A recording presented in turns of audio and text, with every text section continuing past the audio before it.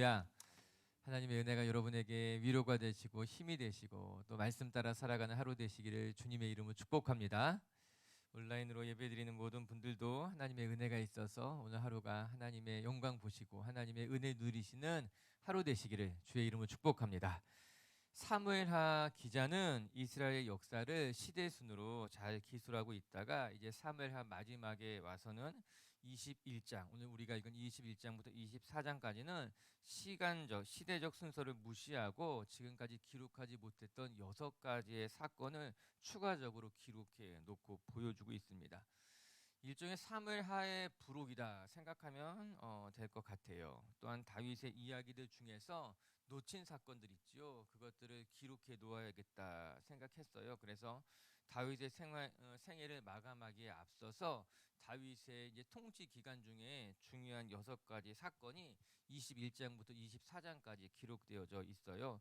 오늘 우리가 읽은 기본의 원한과 3년의 기근, 또 블레셋을 무찌른 다윗의 용사들, 또 다윗이 하나님 앞에 드렸던 시편과 같은 노래, 또 다윗이 남긴 마지막 말, 그리고 다윗의 용사들에 대한 인명록, 그리고 이제 사무엘하 마지막 24장에 보게 되면은 이제 다윗의 인구 조사가 나오게 됩니다. 이 6가지의 사건이 다윗의 삶을 이야기하는 데 있어서 누락된 놓쳐진 부분이라서 사무엘하 기자는 이 6가지 사건을 기록하면서 무엇인가 메시지를 우리에게 남기고자 하는 거예요.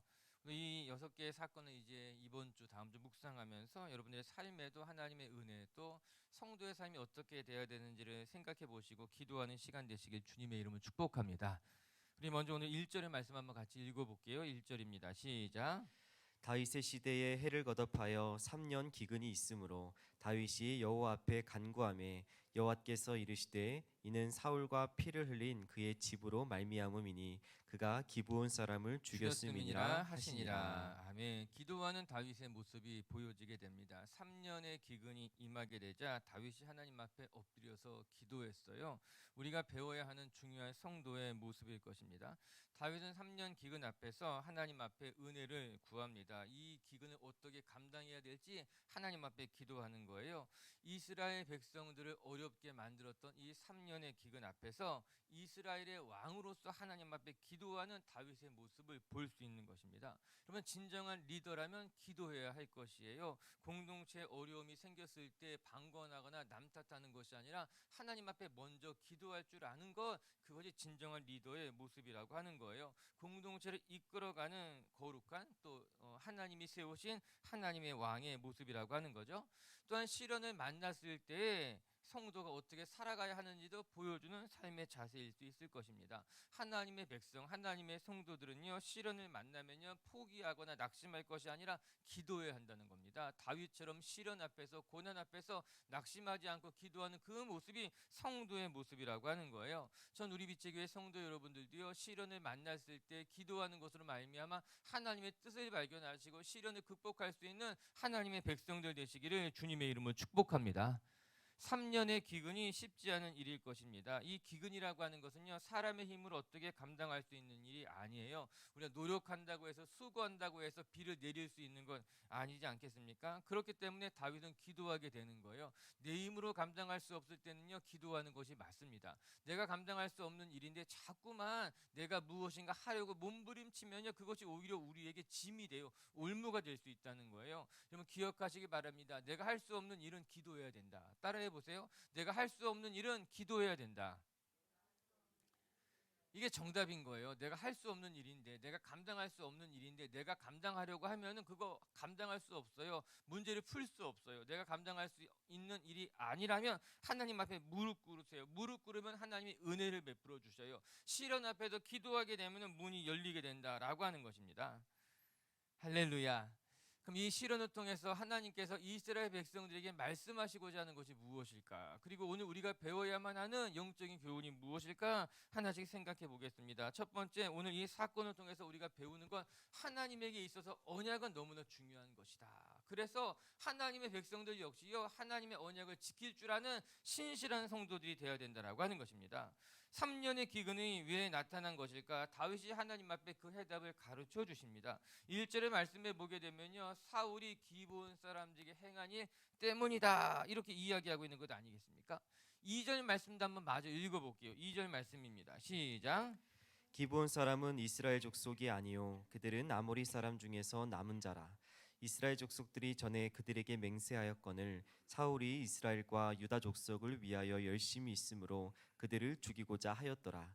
이에 왕이 기브온 사람을 불러 그들에게 물으니라. 역사적인 사건을 먼저 이야기할 필요가 있겠다 싶습니다.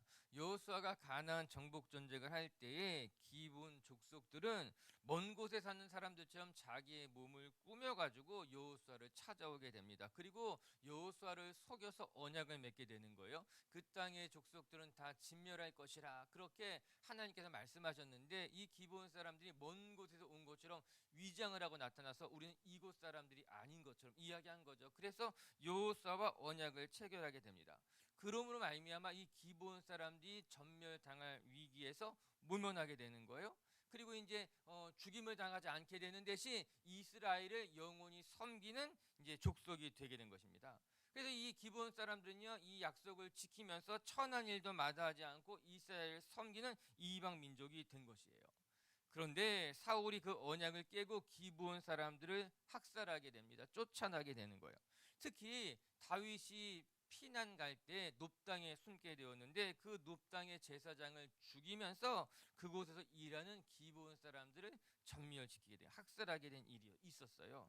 성경은 오늘 이 3년의 기근이 그때의 사건, 그때의 배경과 무관하지 않다고 이야기한 것 아니겠습니까?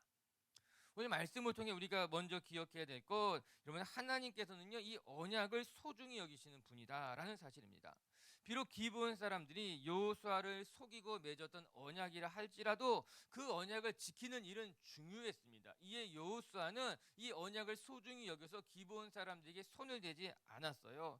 그들과 맺은 언약을 존중했다라고 하는 것입니다.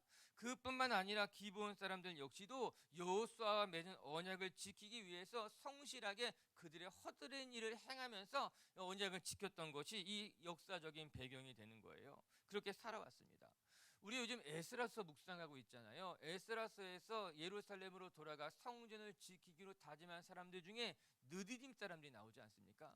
그들은 성전을 지키는 일, 성전에서 허드렛 일하고 장작 패는 일을 한 사람들이었죠. 그들이 성전을 재건하게 된다 이야기 들었을 때 조금도 주저하지 아니하고 예루살렘으로 돌아갔잖아요. 왜냐하면 이 느디딤 사람들이 성실한 사람들이었어요. 하나님의 성전을 사모하는 사람들이었잖아요. 우리가 주일날 묵상했죠. 그 느디딤 사람들의 조상이 기브온 사람들이에요. 거기에서부터 시작된 것 아니겠습니까?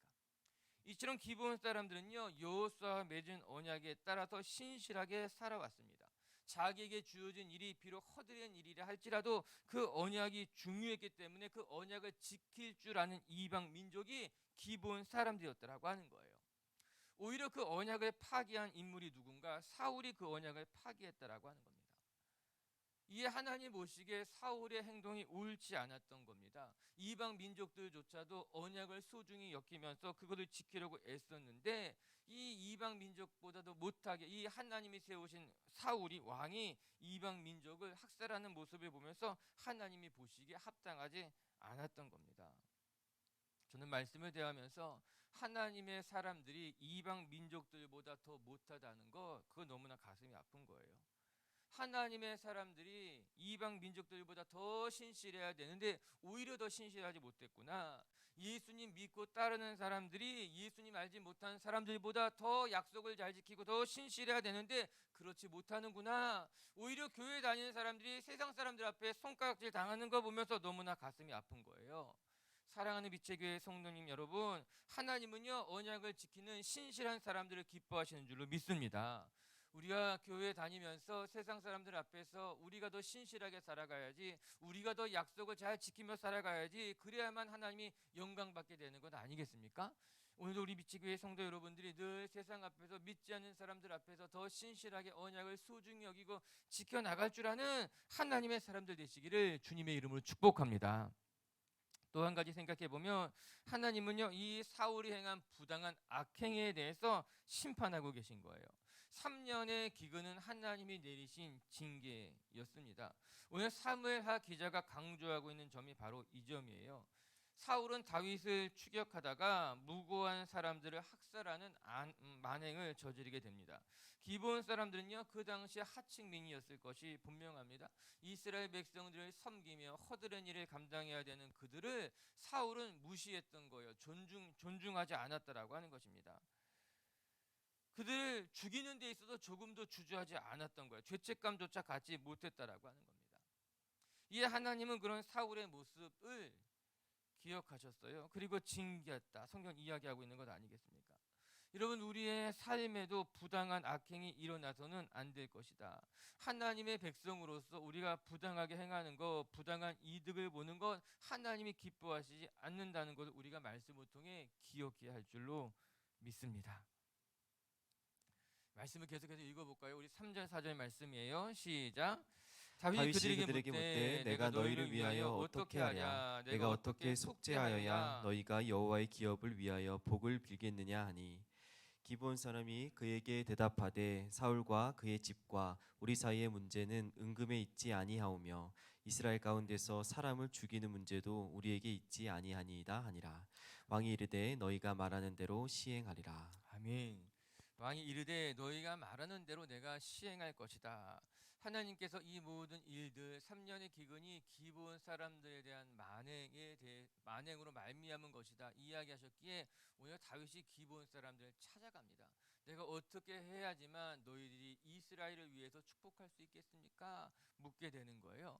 말씀 보면서요, 사울의 만행을 다윗이 풀어가고 있어요. 사울이 지은 매듭을 다윗이 풀어가고 있는 것 아니겠습니까? 여러분, 이것이 하나님의 백성들이 행해야 될 삶이라고 저는 생각하게 돼요. 여러분, 세상이 응어리지게 만들고 세상에 상처낸 것을 우리 예수님 믿는 사람들이 치유하고 회복하는 것, 그것이 우리들의 사명인 줄로 믿습니다. 여러분, 남들이 맺은 것, 남들이 상하게 한 것을 우리들이 가서 풀어주는 거예요. 사울로 말미암아 일어난 이 안타깝고 참담한 일을 다윗이 가서 용서를 구합니다. 어떻게 하면은 됩니까? 사죄하고 있는 것 아니겠습니까? 얼마나 아름다운 모습이에요. 책임감 있는 모습이에요. 우리도 이렇게 살아가는 것이 하나님의 마음에 합한 모습인 줄로 저는 믿습니다. 오늘 기브온 사람들이 무엇이라고 말합니까? 돈이 중요하지 않다는 겁니다. 우리가 받은 이 상처, 응어리가 은금으로 풀 수 있는 것이 아닙니다. 그렇게 말하고 있는 것 아니겠습니까? 맞아요, 여러분. 돈으로 해결될 일들이 아니에요. 우리의 마음이 다쳤는데, 우리의 영혼이 다쳤는데 돈으로 해결할 수 있겠습니까? 그 응어리를 풀어 주어야지만 마음의 상처가 해결되는 것이죠.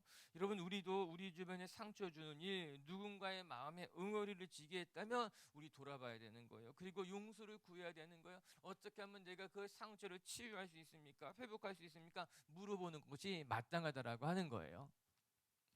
오늘 아침에 축복합니다. 여러분, 우리가 살아가면서 서로 상처를 받기도 하고 주기도 하고 내 마음에 응어리가 맺히기도 하지만 또 나의 실수로 말미암아 누구의 마음에 상처를 주기도 할 수 있어요. 저는 우리 빛의 식구들이요, 살아가면서 만들어지게 되는 여러 가지 상처와 아픔, 응어리들을 그냥 방관하고 방치해 두는 것이 아니라 찾아가서 용서를 구하기도 하고 위로하기도 하면서 서로 그 응어리를 풀어줄 수 있고 만져줄 수 있는 하나님의 사람들 되시기를 주님의 이름으로 축복합니다. 하나님은 언약을 소중히 여기시는 분이다 기억하면서 우리 빛의 교회 식구들도 신실하게 약속을 지키며 살아갈 줄 아는 하나님의 백성들 되시기를 주님의 이름으로 축복합니다. 두 번째 또 말씀을 통해 배우게 되는 것은 오늘 본문을 통해서 사울이 보여준 이 배려, 다윗이 보여준 배려죠. 다윗이 보여준 배려가 너무나 귀해요. 그리고 우리도 다윗처럼 살아가면 좋겠다, 그런 생각을 해보게 됩니다. 이 일로 말미암아 사울의 집안 중 7명의 사람들이 처형을 당하게 됩니다. 이 일도 사실은 안타까운 일입니다. 우리가 성경에 기록된 모든 사건들을 다 이해할 수는 없을 것 같아요. 7명의 다윗의 후손을 내어줘서 처형당하게 하는 것이 옳으냐 그르냐, 이게 따지는 것이 사실은 쉽지가 않습니다. 우리가 성경에 나타난 사건들을 다 우리가 머리로 합리적으로 이해하는 것이 어렵죠. 쉬운 일은 아닐 거예요. 오늘 말씀 보면서 이 일이 옳으냐 그르냐 그는 일단 차치하고서 다윗이 행한 처신에 대해서 우리가 생각해 보면 좋겠다 생각해 봐요. 처형당한 리스바의 아들들, 죽은 사울의 자손들에 대해서 다윗이 어떻게 행했느냐라는 거죠. 우리 먼저 8절 9절 한번 읽어볼게요. 어떻게 사건이 흘러가고 있는가? 8절 9절입니다. 시작. 왕이 이에 아야의 딸 리스바에게서 난 자 곧 사울의 두 아들 알모니와 무비보셋과 사울의 딸 메랍에게서 난 자 곧 무올라 사람 바르실레의 아들 아드리엘의 다섯 아들을 붙잡아 그들을 기브온 사람의 손에 넘기니 기브온 사람이 그들을 산 위에서 여호와 앞에 목매어 달매 그들 일곱 사람이 동시에 죽으니 죽은 때는 곡식 베는 첫날 곧 보리를 베기 시작한 때더라. 사울의 자손들이 모두 죽게 되었습니다. 이로 말미암아 요나단의 아들 무비보셋만 남게 되죠. 무비보셋을 제외한 사울의 자손 일곱이 다 처형을 당하게 됩니다. 그리고 난 이후에 그들의 어머니였던 리스바가 굵은 베옷을 입고 이제 처형당했던 곳으로 찾아가게 되죠. 우리 10절도 한번 마저 읽어볼게요. 시작. 아야의 딸 리스바가 굵은 배를 가져다가 자기를 위하여 바위 위에 펴고 곡식 베기 시작할 때부터 하늘에서 비가 시체에 쏟아지기까지 그 시체의 낮에는 공중의 새가 앉지 못하게 하고 밤에는 들짐승이 범하지 못하게 한지라. 안타까운 모습이죠. 자기 아들들이 이제 차명 당하게 되자 시신을 수습하지 못하게 되니 이제 리스바 그의 어머니가 와가지고 이제 비를 맞으면서 낮에는 공중의 새가 앉지 못하게 새들을 쫓고 밤에는 들짐승들이 먹이가 되지 않도록 들짐승들이 다가오지 못하게 막아서는 장면입니다. 상상을 해보게 되면 얼마나 안타까운 일일까. 어머니로서 아들의 시체를 지키기 위해서 몸부림치게 된 거예요. 그리고 이 소식이 다윗에게 들려오게 됩니다. 다윗이 그 시신을 수습해 주기 위해서 또 그 시신뿐만 아니라 사울과 요나단의 시신을 수습해 주는 이야기가 이제 10절부터 14절까지 이야기로 남겨져 있어요. 다윗이 어떻게 전사한 사울과 그의 아들 요나단의 시신을 수습했는지를 보여주는 이야기예요. 그와 더불어서 오늘 이 기브온 사건으로 말미암아 죽었던 7명의 사울의 자손들을 다윗이 어떻게 수습해 주었는지에 대한 이야기이기도 한 거예요. 12절부터 14절도 한번 마저 읽고 묵상할게요. 시작. 다윗이 가서 사울의 뼈와 그의 아들 요나단의 뼈를 길르한 야베스 사람에게서 가져가니 이는 전에 블레셋 사람들이 사울을 길보아에서 죽여 블레셋 사람들이 벳산 거리에 매단 것을 그들이 가만히 가져온 것이라. 다윗이 그곳에서 사울의 뼈와 그의 아들 요나단의 뼈를 가지고 올라오매 사람들이 그 달려 죽은 자들의 뼈를 거두어다가 사울과 그의 아들 요나단의 뼈와 함께 베냐민 땅 셀라에서 그의 아버지 기스의 묘에 장사하되 모두 왕의 명령을 따라 행하니라. 그 후에야 하나님이 그 땅을 위한 기도를 들으시니라. 여기서 중요한 것은 그 후에야 평화가 임했다.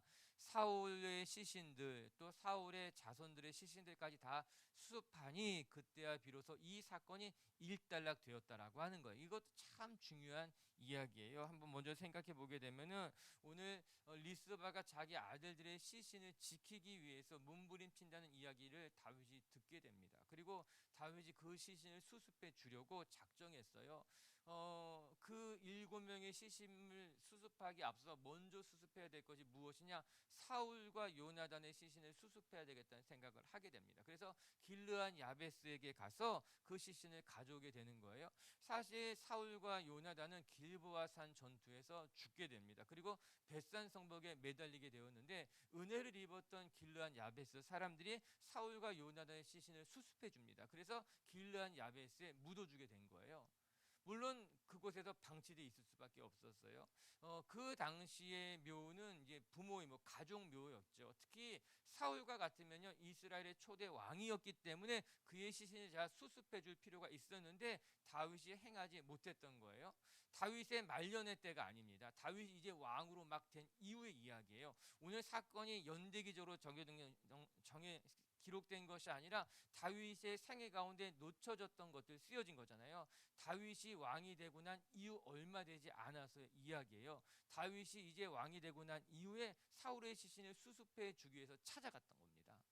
사울과 요나단의 시신만 수습하는 것이 아니라 안팎밖에 처형돼 있었던 사울의 자손 7명의 시신까지 수습해 주고 있는 이야기입니다. 말씀을 보면서 다윗의 모습이 참 귀하구나. 죽은 자들과 또 그들의 가족들의 마음을 헤아리고 배려하고 존중해 주는 모습이 너무나 귀하지요. 다윗의 왕권이 완전히 정립된 때가 아니었어요. 지금 이 사건은 다윗이 이제 사울이 죽고 난 이후에 이스라엘 전체를 이제 통치하게 되는 과정 속에서 나타난 사건 이야기예요. 다윗이 사울의 가문을 배려하는 것입니다. 그리고 하나님은 이런 다윗의 모습을 기뻐하셨을 것이 분명합니다. 다윗은 이스라엘 백성들을 존중합니다. 어떻게 당신의 마음을 위로할 수 있겠습니까? 기부온 사람들의 마음을 헤아렸습니다. 그뿐만 아니라 사울의 자손들, 그의 어머니였던 리스바의 마음까지도 존중하고 배려하고 돌보려고 했던 것이 다윗이 보여줬던 아름다운 성도의 삶인 것 아니겠습니까? 사람이 언제 존경받게 될까요? 사람답게 살 때 존경받게 되는 것이에요. 여러분, 힘이 있는 사람이 존경받는 건 그렇지 않습니다. 힘이 있을 때는 어쩔 수 없이 존경하는 척만 하게 되는 겁니다. 그런데 언제 존경받을 수 있을까? 다른 사람을 배려하고 다른 사람을 존중했을 때 그 사람으로부터 존중을 받게 되고 그 사람부터 존경받게 된다라고 하는 거예요. 다윗이 이스라엘 모든 지파에게 존경을 받을 수 있었던 사건이라고 말해주고 있는 거예요. 다윗이 사울과 무엇이 다른가를 보여주는 사건이라고 하는 거예요. 이렇게 다윗이 이스라엘 모든 지파의 존중과 존경을 받으며 이스라엘의 왕이 될 수 있었다는 것을 보여주고 있는 사건이다. 그래서 사무엘하 기자가 이 사건을 여기에 추가해 놓고 있는 건 아니겠습니까? 저는 존중받지 못했습니다. 전 그렇게 이야기하는 분에게 존중하며 살아가 보십시오. 그러면 존중받게 될 것입니다. 저는 누군가에게 존경받고 싶습니다. 그래서 힘을 갖고 싶습니다. 높은 자리에 오르고 싶습니다. 말하는 분들이 있다면 전 이렇게 이야기하고 싶어요. 힘을 갖기 전에, 높은 자리에 가기 전에 낮은 곳에서 힘이 없을 때 다른 사람을 존중하고 다른 사람을 존경한다면 높은 자리에 가지 않아도 존경받는 인생이 될 것입니다. 그렇게 이야기해 드리고 싶어요. 전 우리 비치교회 식구들이 높은 곳에 있어서 존경하고 높은 자리에 있어야 존경받을 것이다 생각하는 것이 아니라 우리가 어디에 있든지 내가 어떤 위치에 놓였든지 내 곁에 있는 사람들을 존중하고 또 나와 함께하는 사람들을 배려하고 존경하면서 여러분의 삶, 여러분의 인격, 여러분의 성품을 더 아름답게 만들어 가시는 하나님의 백성들 되시기를 주님의 이름으로 축복합니다. 말씀을 정리합시다. 오늘 3년의 기근이라고 하는 이 엄청난 시련 앞에서 다윗은 하나님 앞에 기도하며 하나님의 뜻을 구하고 있습니다. 그것이 진정한 리더의 모습이라고 하는 거예요. 공동체에 어려운 일이 생기면요, 그것 때문에 남탓하거나 포기하거나 도망가는 것이 아니라 먼저 하나님 앞에 기도할 줄 아는 것이 진정한 공동체의 리더다. 또한 하나님의 백성이라면요, 우리는 어려운 일 만나면요 포기하거나 낙심하거나 도망하는 것이 아니라 기도하는 것이 진정한 성도의 모습인 줄로 믿습니다. 어려운 일 생길 때마다 그것 때문에 오히려 하나님 바라보시고 기도하는 것으로 말미암아 문제를 헤쳐나가는 성도님들 되시기를 주님의 이름으로 축복합니다. 첫 번째, 하나님은 어떠한 분인가? 언약을 소중히 여기시는 분이시다. 오늘도 우리 비치교회 식구들이요, 언약 약속을 신실하게 지켜나가는 사람들, 그래서 세상 사람들, 믿지 않는 사람들에게도 참 신실한 사람이다 칭찬 듣는 성도님들 되시기를 주님의 이름으로 축복합니다. 그 두 번째, 다윗은 우리에게 진짜 존경과 존중이 무엇인지를 보여주는 정말 배려 있는 사람이었어요. 우리 비치교회 식구들도요, 존경받으려고 하지 마시고 먼저 존경하시고 누군가를 존중한다면 여러분의 삶에 아름다운 성도의 성품이, 인격이, 또 존경하는 모습이 맺혀지게 될 줄로 믿습니다. 같이 함께 기도합시다.